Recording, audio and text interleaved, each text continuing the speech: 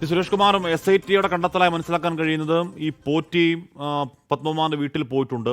അവിടെ ഒരു കോൺസ്പിറസി ഉണ്ടായിട്ടുണ്ട്. മാത്രമല്ല പത്മകുമാർ ഈ പോറ്റിയുടെ കയ്യിൽ നിന്നുമൊക്കെ അല്ലെങ്കിൽ ഈ ഇടപാടിലൂടെ സാമ്പത്തിക നേട്ടം ഉണ്ടാക്കി എന്നൊക്കെ SITയുടെ കണ്ടെത്തലായി അറിയാൻ കഴിയുന്നുണ്ട്. അന്വേഷണത്തിൽ വ്യക്തമാവട്ടെ കൂടുതൽ. പക്ഷെ അതുകൊണ്ടാണല്ലോ ഒരു അറസ്റ്റിലേക്കൊക്കെ കാര്യങ്ങൾ നീങ്ങുന്നത്. ഒരു തെളിവില്ലാതെ അറസ്റ്റും ഉണ്ടാവുമല്ലോ. സുരേഷ് കുമാർ, നമ്മൾ സംസാരിക്കുന്നത് CPMന്റെ ഒരു മുൻ MLA, ഒരു ജില്ലാ കമ്മിറ്റി അംഗം, ഒരു ജില്ലാ സെക്രട്ടേറിയറ്റ് അംഗം, പത്തനംതിട്ടയിലെ CPMന്റെ പ്രധാനപ്പെട്ട ഒരു മുഖം അമ്പലം വിഴുങ്ങി കേസിൽ അറസ്റ്റിലായതിനെ പറ്റിയാണ് സംസാരിക്കുന്നത് ശ്രീ സുരേഷ് കുമാർ.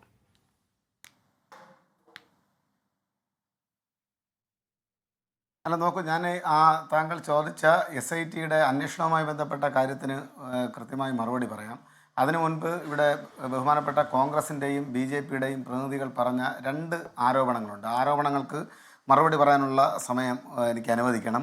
ഒന്ന്, കോൺഗ്രസിൻ്റെ പ്രതിനിധി പറഞ്ഞത് ഞങ്ങൾ കാട്ടുകള്ളന്മാരാണ്, CPMകാർ കാട്ടുകള്ളന്മാരെന്നാണ് അദ്ദേഹം വിശേഷിപ്പിച്ചത്.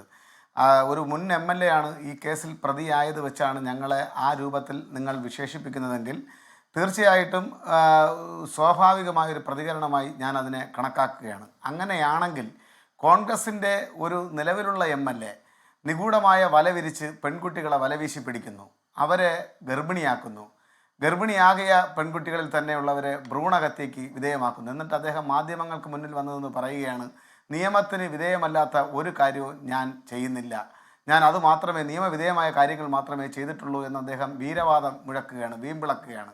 അങ്ങനെയുള്ള ഒരു MLAയുടെ കുഴലൂത്തുകാരനാണ് ഈ നാട്ടിലെ കോൺഗ്രസ്സുകാരെന്ന് വിശേഷിപ്പിച്ചാൽ നിങ്ങൾക്കത് താങ്ങാൻ വേണ്ടി കഴിയുമോ? അത്രയും ആരോപണം നിങ്ങൾ ഏറ്റെടുക്കുമോ? അനൂപ് അതിന് മറുപടി പറയണം. ഈ വന്നിട്ടുള്ള വിഷയങ്ങളെ സംബന്ധിച്ച് കൃത്യമായി CPMന്റെ ലീഡർഷിപ്പ് വളരെ വ്യക്തതയോടുകൂടി അവധാനതയോടുകൂടി കാര്യങ്ങൾക്ക് ഇപ്പൊ പറയണ്ട, എന്റെ അവസരമല്ലേ ഇത്. നിങ്ങൾ പറഞ്ഞപ്പോ ഞാൻ ഇടപെട്ടില്ലല്ലോ. നിങ്ങളോട് ഞാൻ പറയുന്ന ഒരു കാര്യമാണ്, നിങ്ങൾ ഒരു മുൻ MLAയുടെ അറസ്റ്റുമായി ബന്ധപ്പെട്ടാണ് ഒരു മുൻ MLAയുടെ അറസ്റ്റുമായി ബന്ധപ്പെട്ടാണ് ഞങ്ങളെ കാട്ടുകള്ളന്മാരെന്ന് വിശേഷിപ്പിക്കുന്നതെങ്കിൽ ഇപ്പോഴത്തെ ഒരു MLA ചെയ്ത ഭയാനകമായിട്ടുള്ള പാതകമുണ്ട്. ആ പാതകം നടത്തിയ MLAയുടെ കുഴലൂത്തുകാരനല്ലേ നിങ്ങൾ? നിങ്ങൾക്ക് എങ്ങനെ ഇതിനൊക്കെ മറുപടി പറയാനുള്ള ആർജവം ഉണ്ടാകുന്നു? എങ്ങനെ ജനങ്ങളെ നിങ്ങൾക്ക് അഡ്രസ് ചെയ്യാൻ സാധിക്കുന്നു? നാണം കെട്ട ആളുകളാണ് ഇവിടെ വന്നു നിന്ന് ഈ രൂപത്തിലുള്ള അഭിപ്രായ പ്രകടനങ്ങൾ നടത്തിക്കൊണ്ടിരിക്കുന്നത്. ഇതിനെല്ലാം ഉത്തരവാദിത്തപ്പെട്ട പാർട്ടി ലീഡർഷിപ്പ് മറുപടി പറഞ്ഞു. എന്നാൽ നിങ്ങളുടെ പാർട്ടി ലീഡർഷിപ്പ് എന്താ പറഞ്ഞത്? ആ ശബ്ദ സന്ദേശത്തിലടക്കം AI സാങ്കേതിക വിദ്യ ഒളിച്ചു കടത്തിയിട്ടുണ്ടോ എന്നത് സംശയിക്കുന്നുവെന്നാണ് ഐക്യജനാധിപത്യ മുന്നണിയുടെ കൺവീനർ, ഈ നാടിൻ്റെ ജനങ്ങളോട് പ്രതിബദ്ധതയുള്ള ബഹുമാന്യനായ ശ്രീ അടൂർ MP, ആറ്റിങ്ങൽ MP അടക്കമുള്ള ആളുകൾ ഇവിടെ വന്ന് പറഞ്ഞിട്ടുള്ളത്. ഞാൻ അതിൻ്റെ വിശദാംശങ്ങളിലേക്ക് കടക്കുന്നില്ല. പിന്നെ BJPയുടെ പ്രതിനിധി ഇപ്പോൾ സ്പെഷ്യൽ ഇൻവെസ്റ്റിഗേഷൻ ടീമിൻ്റെ നിഷ്പക്ഷതയെക്കുറിച്ച് വാചാലനായി സംസാരിച്ചു. ഞാൻ അതിൽ അദ്ദേഹത്തെ അഭിനന്ദിക്കുകയാണ്. കാരണം കഴിഞ്ഞ കുറച്ച് ദിവസങ്ങളായി BJPയെ പ്രതിനിധീകരിച്ച് ചർച്ചയ്ക്ക് വരുന്ന ആളുകൾക്ക് SITയുടെ നിഷ്പക്ഷതയിൽ വലിയ പക്ഷപാതിത്വം ഉണ്ടായിരുന്നു, അവർക്ക് സംശയമുണ്ടായിരുന്നു. ആ പക്ഷപാതിത്വം ഇന്നവർ മാറ്റിവെച്ചിട്ട് SITയുടെ നിഷ്പക്ഷതയെക്കുറിച്ചാണ് അവർ സംസാരിക്കുന്നത്. ഞാൻ ഒരു കാര്യം വ്യക്തമാക്കുന്നു, അവർ നാളെ ഇതിൻ്റെ SITയുടെ പക്ഷപാതിത്വത്തെക്കുറിച്ച് സംസാരിക്കും. എന്തുകൊണ്ടാണെന്നറിയാവോ? അവരുദ്ദേശിക്കുന്ന ആളുകൾ ഇതിനകത്ത് പിടിവിടുന്നില്ലെങ്കിലോ, അവരെ അറസ്റ്റ് ചെയ്യാൻ സാധിച്ചില്ലെങ്കിലോ, അവരിലേക്ക് ഈ കുറ്റകൃത്യത്തിൻ്റെ തെളിവുകൾ എത്തിയില്ലെങ്കിലോ അവർ ഉടൻ തന്നെ ചെയ്യാൻ പോകുന്നത് സ്പെഷ്യൽ ഇൻവെസ്റ്റിഗേഷൻ മുഴുവനും പിണറായിയുടെ ആളുകളായിരുന്നു, കോടതിയൊക്കെ പിണറായി റിക്രൂട്ട് ചെയ്തതാണ് എന്ന രൂപത്തിലുള്ള കള്ളക്കഥയുമായി വരും. ഇവിടെ ഞങ്ങൾക്ക് അർത്ഥശങ്കക്കിടയില്ലാത്ത വിധം ഞാൻ നേരത്തെ ഒരു വാക്ക് പറഞ്ഞല്ലോ, ഞാൻ അഭിമാനത്തോടു കൂടി പറയുന്നുവെന്ന്. അഭിമാനത്തോടു കൂടി തന്നെയാണ് കേരളത്തിലെയും ഇന്ത്യയിലെയും ഓരോ കമ്മ്യൂണിസ്റ്റുകാരനും പറയുന്നത്. ഈ അന്വേഷണവുമായി ബന്ധപ്പെട്ട് ഞങ്ങൾ തുടക്കം മുതലെടുത്തൊരു നിലപാടുണ്ട്. ഹാഷ്മി, ഞാൻ വെല്ലുവിളിക്കുന്നു, ആ തുടക്കം മുതലെടുത്ത ആ നിലപാടിനകത്ത് വെള്ളം ചേർക്കാൻ കമ്മ്യൂണിസ്റ്റുകാർ തയ്യാറായിട്ടില്ല.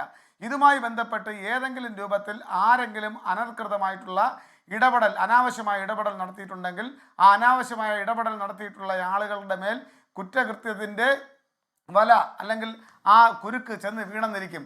അത് അവർ മറുപടി പറയേണ്ടുന്ന കാര്യമാണ്. പിന്നെ അവരെ സംബന്ധിച്ച് കുറ്റക്കാരൻ തെളിഞ്ഞാൽ അവരോട് എടുക്കേണ്ട നിലപാടിനെ സംബന്ധിച്ച് കൃത്യമായി ഈ പാർട്ടിക്ക് ഒരു നയവും രീതിയും ഉണ്ട്. ആ നയവും രീതിയും കൃത്യതയോടുകൂടി നടപ്പിലാവുക തന്നെ ചെയ്യുമെന്നാണ് എനിക്കതിനെ സംബന്ധിച്ച് പറയാനുള്ളത്. പിന്നെ ഇവർ അമ്പലം വിഴുങ്ങിയാണോ അമ്പലം വിഴുങ്ങി അല്ലേ എന്നുള്ളതിനെ സംബന്ധിച്ചൊക്കെ നമ്മൾ ഈ അന്വേഷണത്തിൻ്റെ മധ്യത്തിൽ തീർപ്പ് കൽപ്പിക്കുന്ന രീതി ശരിയല്ല എന്നാണ് എനിക്ക് പറയാനുള്ളത്. വരട്ടെ, അന്വേഷണത്തിൻ്റെ പൂർത്തീകരണ ഘട്ടത്തിലെത്തട്ടെ, ഇതിലാരൊക്കെയാണ് പ്രതികളായി വന്നിട്ടുള്ളതെന്ന് നോക്കട്ടെ, അവർ ഏത് രീതിയിലുള്ള കുറ്റമാണ് ചെയ്തിട്ടുള്ളതെന്ന് പുറത്തു വരട്ടെ.